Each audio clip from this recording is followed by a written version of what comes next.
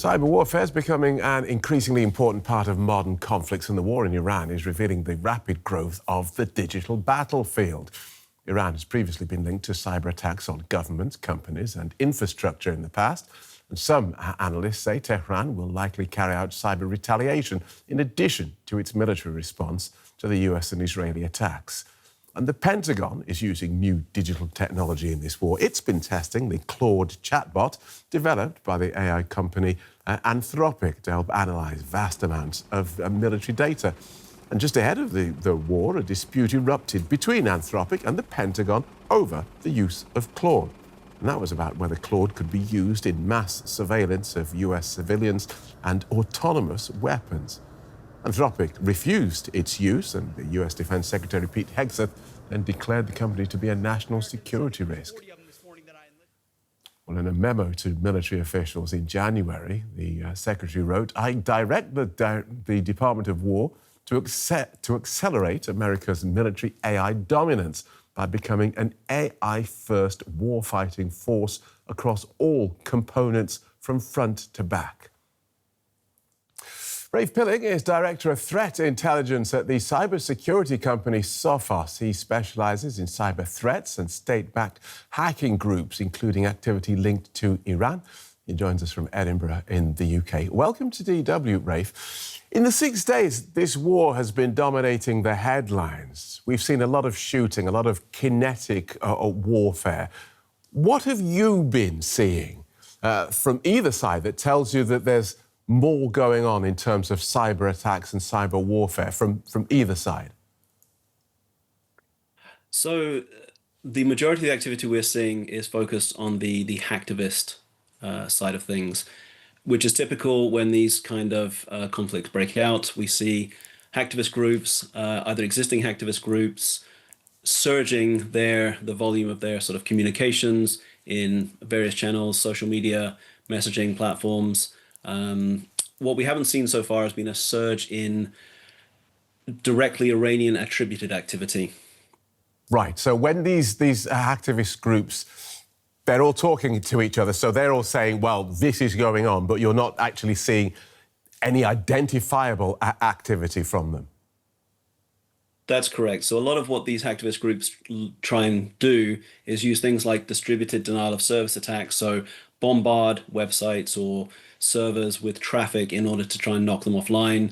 We've seen chatter about that. Often they will make claims of successes that are overblown or embellished.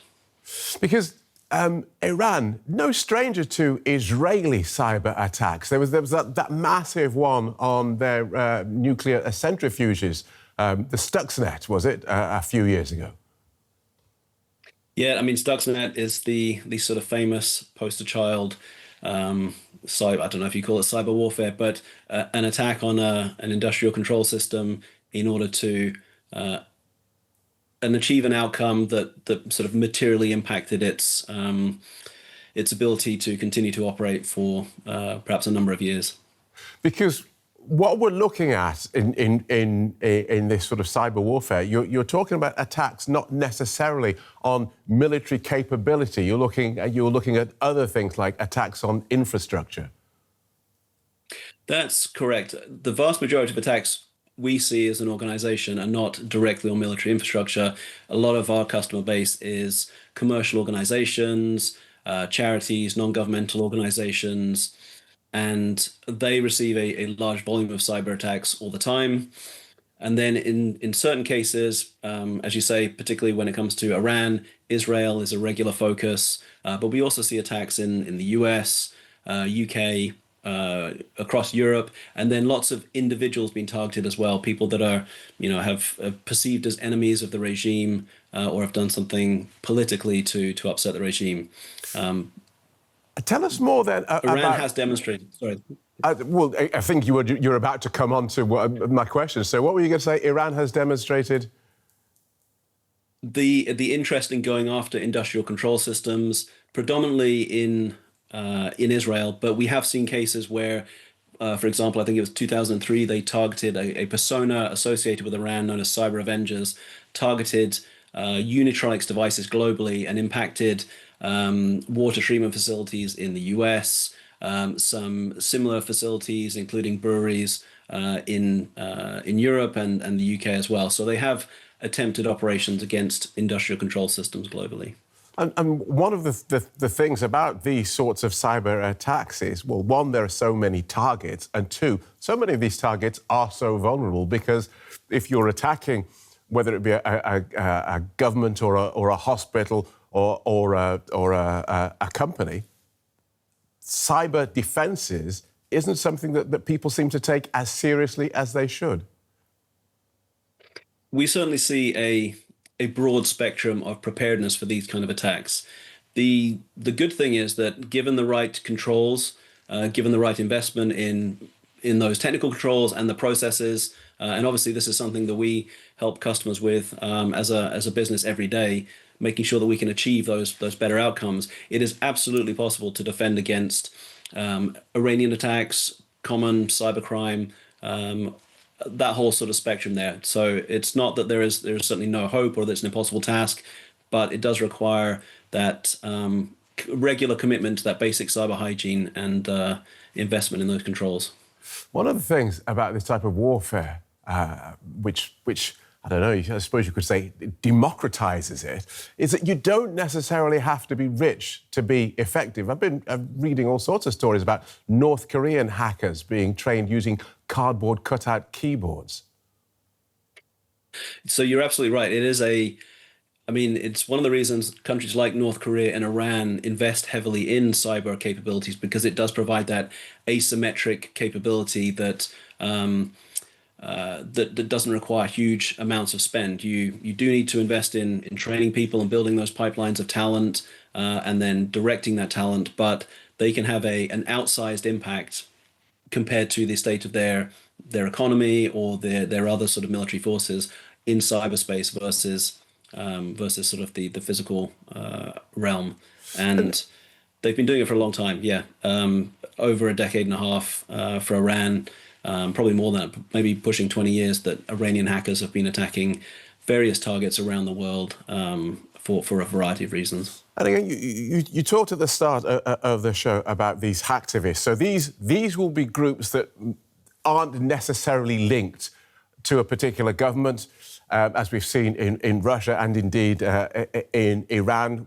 They can act as government proxies. They can act on behalf of the government without necessarily having to be part of the government. Talk to us about how states defend against them. Do states have, I don't know, anti-hacker departments? So many states do have national cybersecurity centers and national authorities that focus on cyber defense. Primarily, that's a function that will support the government with attacks on government and provide an advice and guidance service to the rest of the country, as well as some degree of support in time of attack. But in terms of these hacktivist groups, yes, as you say, they are formed up of individuals from around the world. They don't have to be specifically located in a particular country. There are definitely two flavors of hacktivists. You've got your real hacktivists who are getting involved in a cause, for some personal reasons or political reasons. And as I said, often that results in denial of service attacks or things like website defacements. There are also hacktivist personas and even cybercriminal personas that are stood up and used by governments. And Iran is a big user of this kind of approach. So they will attack a target or a country and have a hacktivist persona that will claim that attack. So the classic example is Albania in 2022. A persona known as Homeland Justice attacked various government departments, wiping data, stealing data, and then releasing it with an associated political message. So these sort of state-linked hacktivist personas can be used as a tool of propaganda and information operation.